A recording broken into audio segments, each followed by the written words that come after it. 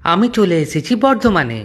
আর এখন দেখাবো বর্ধমানে আমার কাটানো কিছু মুহূর্ত, কিছু স্পেশাল প্লেস আর কিছু স্পেশাল ফুড।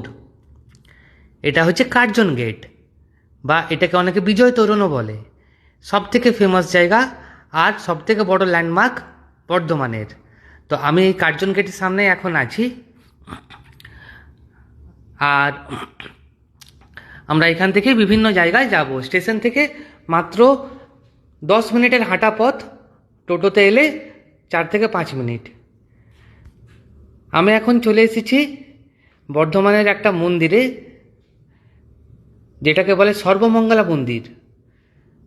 অনেক বিখ্যাত একটা মন্দির, অনেক ফেমাস, বর্ধমানে অনেক নামকরা মন্দির, সর্বমঙ্গলা মন্দির। সবাই বর্ধমানে সবাই এক নামে চেনে সর্বমঙ্গলা মন্দির।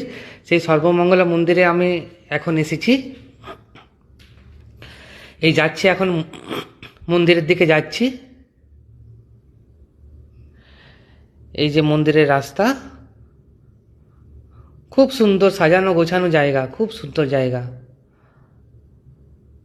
এই সিঁড়ি দিয়ে উঠে এখানে মায়ের মন্দির আছে, শিবের মন্দির আছে। এই যে সিঁড়ি দিয়ে, এইটা এই সিঁড়িটা দিয়ে উঠলে এটা হচ্ছে মায়ের মন্দির। আর এইদিকে নামলাম, এইদিকে যদি নেমে যাই তো এখানে শিবের মন্দির আছে।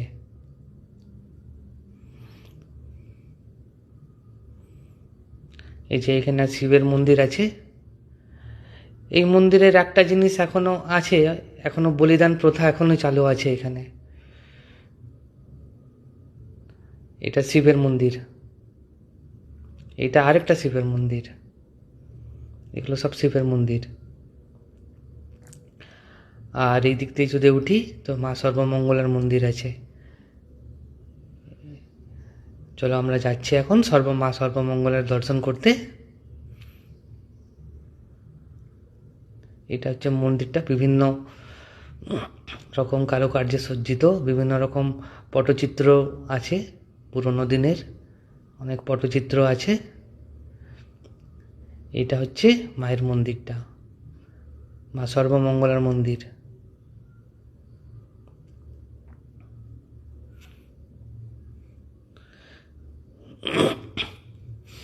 এখানে এলাম, এসে আমি পুজো দিয়েছি। এটা হচ্ছে মা সর্বমঙ্গলার মন্দিরটা, এটা হচ্ছে মা সর্বমঙ্গলা।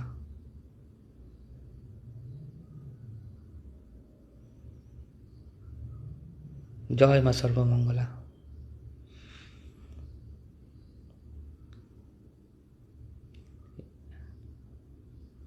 আর আরেকটু দূরে এটা হচ্ছে শ্রী শ্রী ধনেশ্বরী লক্ষ্মী মন্দির।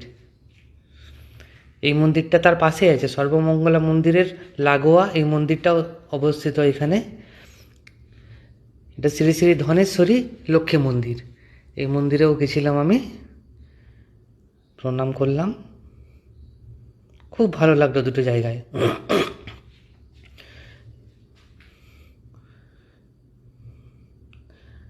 এই মন্দিরে এলে একটা অন্যরকম ফিলিংস আসবে। খুব ভালো, খুব শান্ত পবিত্র জায়গা, খুব ভালো লাগবে।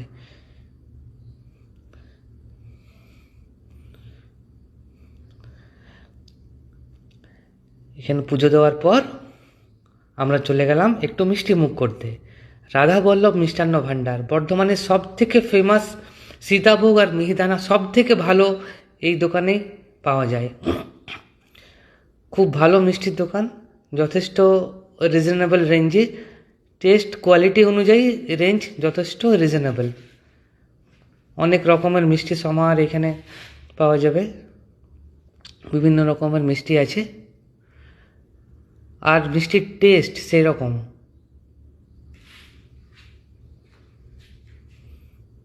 দারুণ মিষ্টি। এইটা আমি নিয়েছিলাম সীতাভোগ আর মিহিদানা, কেশর কাজু পেস্তাতে ভর্তি।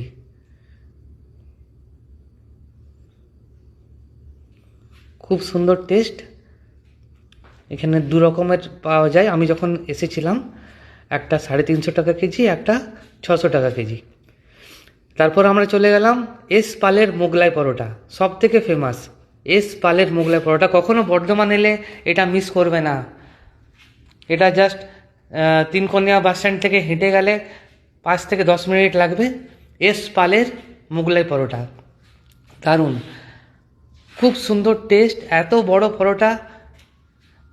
একটা ডবল ডিম চিকেন মোগলাই পরোটা, তার দাম হচ্ছে 130 টাকা।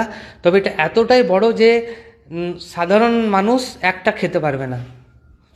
কোনো একটা সাধারণ মানুষ, সাধারণ খিদে যার থাকবে, টিফিন যদি করতে যায় বা ডিনারও যদি করতে চায়, একটা কিন্তু গোটা খেতে পারবে না, এতটাই বড়। কিন্তু টেস্টও সেই রকম, দারুণ টেস্ট। এখানে কাটলেট পাওয়া যায়, রোল পাওয়া যায়, এগ ডেভিল পাওয়া যায়। তো আমি এখানে মোগলাই পরোটা নিয়েছিলাম, ডবল ডিম চিকেন মোগলাই পরোটাটা। এই যে এইভাবে কেটে এইভাবে সার্ভ করবে। আর এখানে একটা জিনিস আছে, বর্ধমানে সব জায়গাতেই দেখলাম মোগলাই পরোটার সাথে ঘুগনি দিয়ে সার্ভ করে।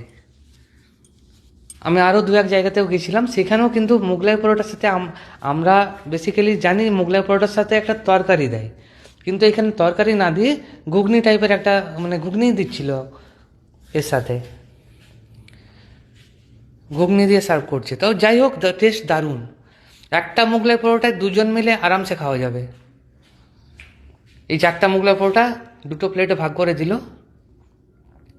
যথেষ্ট সুন্দর খেতে, যথেষ্ট টেস্টি।